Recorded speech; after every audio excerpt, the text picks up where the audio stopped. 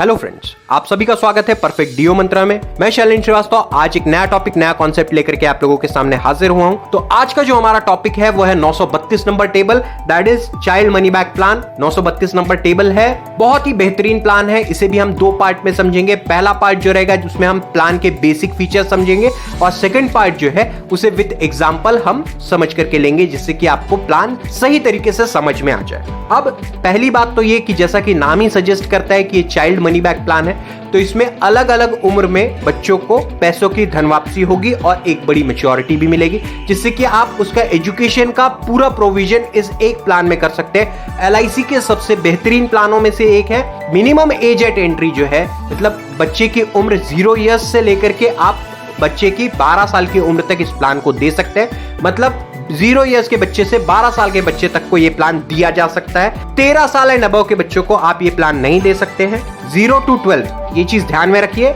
जिस भी बच्चे की उम्र 0 ईयर्स है और 12 साल की उम्र तक के आप इस प्लान को सजेस्ट कर सकते हैं। ये प्लान आपको बच्चे की लाइफ पर ही देना होगा, मतलब ये कोई बच्चा ही निकाल सकता है, ये माँ बाप नहीं निकाल सकते हैं बच्चों के लिए। ये जो है specially made for childrens between the age group of 0 to 12 years है।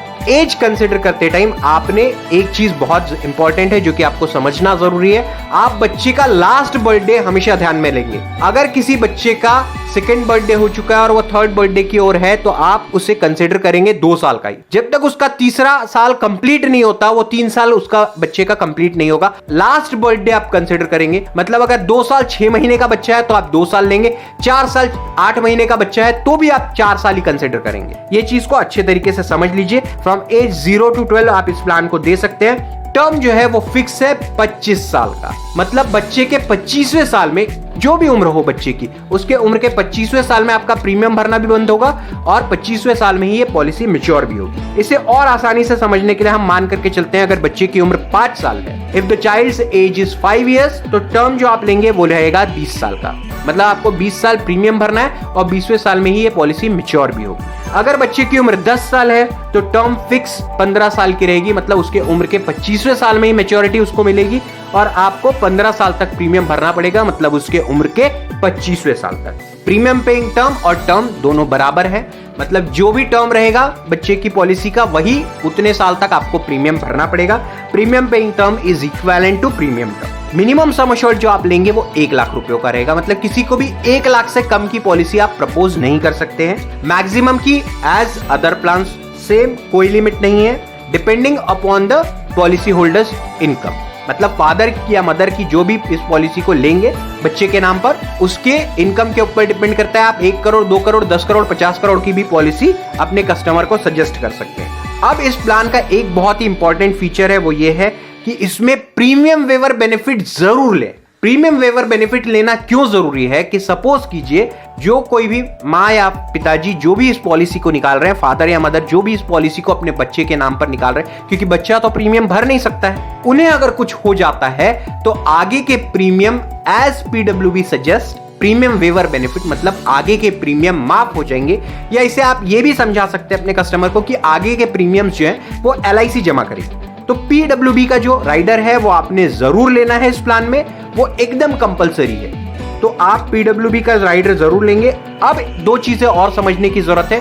लाइफ प्रपोज्ड, 2 टर्म इसमें आते हैं, proposer and life proposed. Proposer मतलब प्रस्तावक, ये वो व्यक्ति होता है जो बच्चे के नाम पर पॉलिसी निकालता है। तो आप माँ या पिताजी दोनों में से किसी को भी प्रपोजर रख सकते हैं। दूसरा लाइफ प्रपोज, मतलब बच्चा जिसके नाम पर ये पॉलिसी निकाली जा रही है। ये 2 टर्म्स आपको समझना जरूरी है, क्योंकि जब फॉर्म आप भरेंगे तो आपको ये सारी चीजें पता होनी चाहिए। फॉर्म नंबर आप विदाउट पीडब्ल्यूबी, अगर पीडब्ल्यूबी नहीं ले रहा है कस्टमर, तो आप फॉर्म नंबर 360 भरेंगे। अगर पीडब्ल्यूबी ले रहा है तो आप फॉर्म नंबर 360 के साथ 300 भरेंगे। फ्रॉम एज 0 to 17 आज की तारीख में सिर्फ फॉर्म नंबर 360 भरा जाता है अगर आप बच्चों के नाम पर पॉलिसी निकाल रहे हैं। तो अगर पीडब्ल्यूबी लेते हैं तो आपको साथ ही साथ उसमें 300 नंबर का फॉर्म भी जोड़ना पड़ेगा।